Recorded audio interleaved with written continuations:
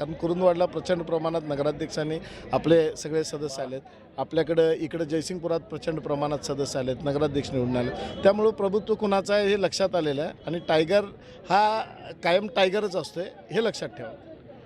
आणि आता तुमचे निवडून आल्यानंतर प्रमुख मुद्दे काय असतील जयसिंगपूरच्या विकासासाठी? जयसिंगपूरचे सगळे रोड्स व्यवस्थित करायचे आहेत आपल्याला. जयसिंगपूर एक स्मार्ट सिटी करायची आहे आणि त्या दृष्टिकोनातनं युवकांना रोजगार देण्याच्या दृष्टिकोनात असू दे आणि महिलांना रोजंदारी निर्माण करण्याच्या दृष्टिकोनातनं औद्योगिक दृष्ट्या जयसिंगपूरची वाढ होणं ही खूप मोठी गरज आहे. कारण काळांतरानं तंबाखूचा व्यापार हा कमी होतो आहे आणि त्या माध्यमातून आपल्याकडं बाहेरची लोकं इथं जे राहायला आलेत त्यांना प्रचंड प्रमाणात तंबाखूचा व्यापार कमी झाल्यामुळं व्यापारी दृष्टिकोनातनं काही शहरासाठी करण्याची गरज आहे आणि त्या दृष्टिकोनातनं युवकांना हाताला काम आणि त्याच पद्धतीनं महिलांना चांगल्या पद्धतीनं उत्पन्नामध्ये वाढ करण्याच्या दृष्टिकोनात आणि झोपडपट्टीचं पुनर्वसन आणि ते सगळे 5 वर्षामध्ये स्लॅबची घरं करण्यासाठी कटिबद्ध आहोत आम्ही आणि त्याच पद्धतीनं आम्ही काम करणार आहोत.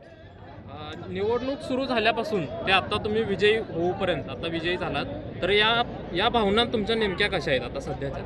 आणि भावना खूप चांगल्या आहेत कारण जयसिंगपूर नगरीमध्ये ज्यावेळी विरोधकांना नगराध्यक्ष पदाचा उमेदवार हुडकायला लागला एवढ्या प्रचंड प्रमाणात आपण जसा उल्लेख केला की ज्या पद्धतीनं काही लोक एकत्रित येऊन म्हणजे पावसाळ्यातले काही छत्र्या उगवतात त्या पद्धतीनं एकदा 5 वर्षातनं एकदा यायचे आणि परत इथं जयसिंगपूरच्या लोकांना भूलथापा लागवायच्या.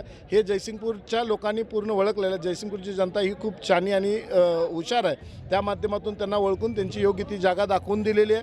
निश्चितपणे भविष्यामध्ये जयसिंगपूरचा विकास करणं हा एकमेव हेतू आम्ही सन्माननीय एकनाथ शिंदे साहेब असू देत, सन्माननीय देवेंद्र फडणवीस साहेब असू देत, सन्माननीय अजितदादा असू देत आणि आमचे आमदार राजेंद्र पाटील यड्रावकर साहेबांच्या माध्यमातून आणि पालकमंत्री आबिटकर साहेब आहेत, मुश्रीफ साहेब आहेत, यांच्या सगळ्यांच्या सहकार्यानं प्रचंड प्रमाणात विकास करणं हा एकमेव दृष्टिकोन आमचा सर्व नगरसेवक आणि माझा नगराध्यक्ष म्हणून राहील.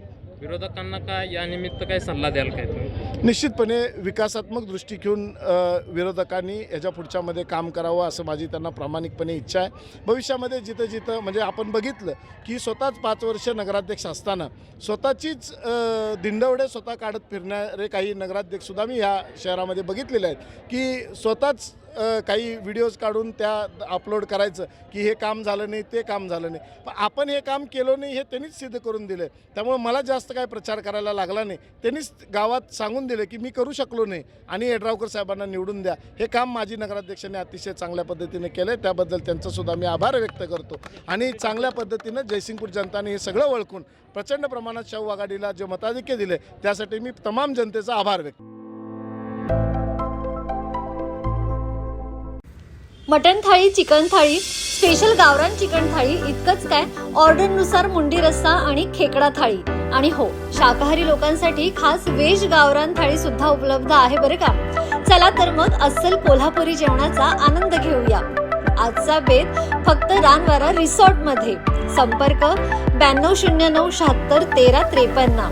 पत्ता कोल्हापूर पन्हाळा रोड, केरले, मानेवाडी.